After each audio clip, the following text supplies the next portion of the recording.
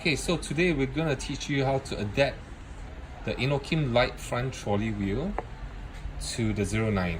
Okay, so for the Inokim Light front trolley wheel, right, it comes with this is the original screw hole with a bracket, L bracket. Now we have removed the L bracket, and you review another hole here. So what we'll do is we have to add just two spacers, one for each hole, right? And screw it to the bottom of the 09 deck, right?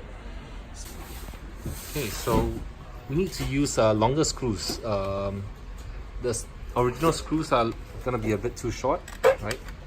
So we have used slightly longer screws to fit into this hole.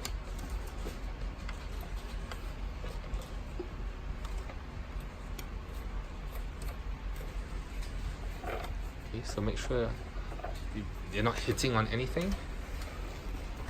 Right, let's see the other side. Okay, right, fold them up. Can you fold up? Let's see how it's being used. Okay, put them on the floor. Okay, trolley down. Yes. Okay, works now. Nice.